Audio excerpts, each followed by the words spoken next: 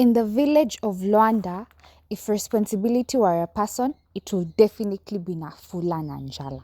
Firstborn, daughter of a retired chief, raised on discipline, boiled maize, and high expectation. By 7, she could strap a baby to her back and still sweep the compound in straight lines.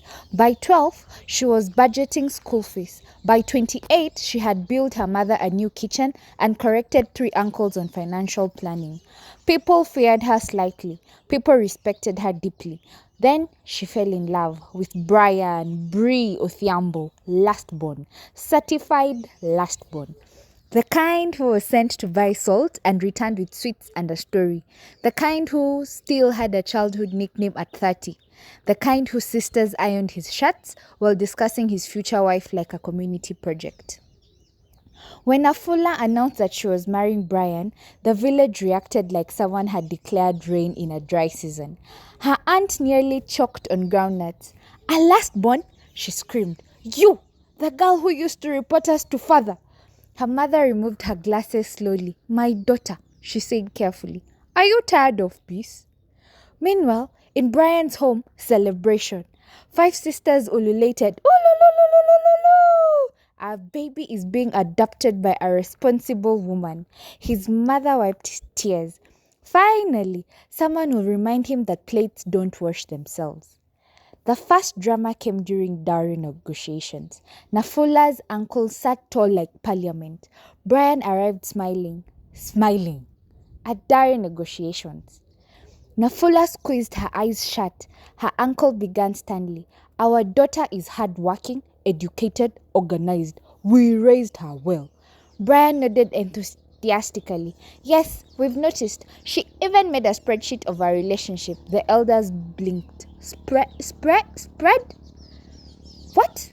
one uncle asked. "Nothing," Nafula hissed. Then Brian, trying to be helpful, added, "But don't worry, we shall balance each other. She is the engine, I am the vibes." Silence. Absolute silence. One chicken coughed outside. Nafula considered fainting, but somehow, through the laughter and negotiations, and one dramatic uncle storming out then returning for tea, the marriage was approved. Marriage began beautifully. Until Monday, Nafula woke at 5 a.m. out of habit. She had already cleaned the sitting room, prepared tea, rearranged the budget, watered plants, while Brian woke at 9:23 a.m. He stretched like a cat who had never known responsibility. "Babe, is today a work from bed type of day?" She stared. That stare, the one that used to silence siblings. "Brian," she said slowly, "it is Monday." "Yes," he agreed peacefully. "People wake up." "I am people," he said. Village rumors reached by afternoon. The firstborn is suffering. "A lastborn cannot wake up before sunrise," someone concluded wisely. The first real fight came over socks. Brian believed socks deserved freedom. Nafula believed socks deserved order. She entered the sitting room and found one sock on the television, another on the window grill, one on the couch. She inhaled deeply. "Brian!" He picked from the kitchen, holding a mango. "Yes, Commander." "Why?" she asked calmly, dangerously calmly. "Are your socks decorating the house?" He thought carefully. "I believe in open-air ventilation." She did not laugh, but her eye twitched. That evening, she organized his wardrobe with military precision. The next day, he mixed the socks by accident. She almost called a family meeting. Then both families visited, some weekend, with no warning. Nafula's relatives arrived with seriousness. Brian's sisters arrived with noise. Within minutes, the compound looked like a market day. Nafula's aunt inspected the kitchen. Brian's sister rearranged the cushions for vibes.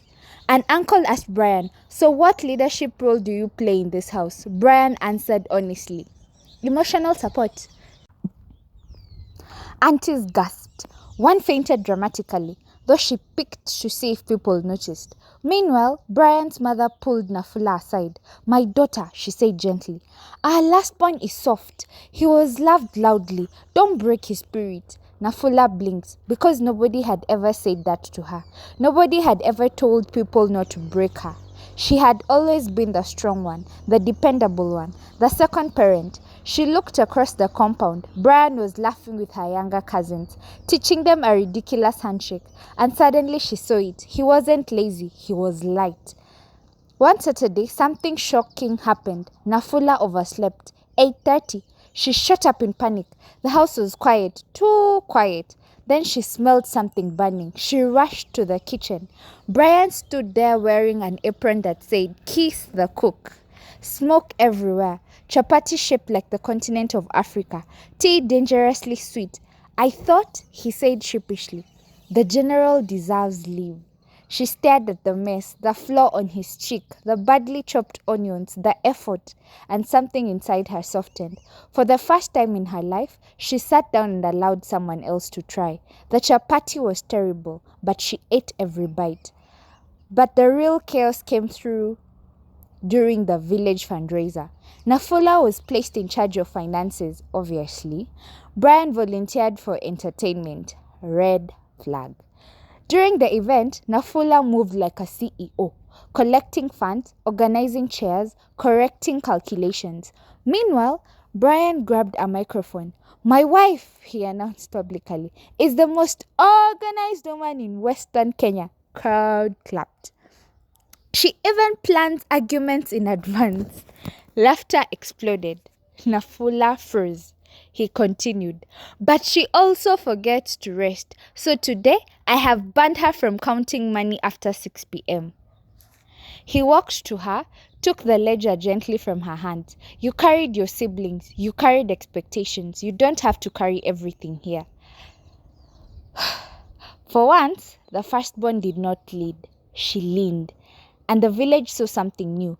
Not a strong woman dragging a carefree man, not a spoiled lastborn hiding behind a responsible wife, but two opposites choosing each other daily. Yes, they argued. Yes, Sock still migrated mysteriously. Yes, she still reorganized his life sometimes, but he reminded her to dance in the rain. She reminded him to save for tomorrow. He made her laugh, she made him steady. And slowly, the village stopped whispering, because the general and the lastborn prince were not fighting for control. They were learning balance. And in Lwanda, that became the real love story.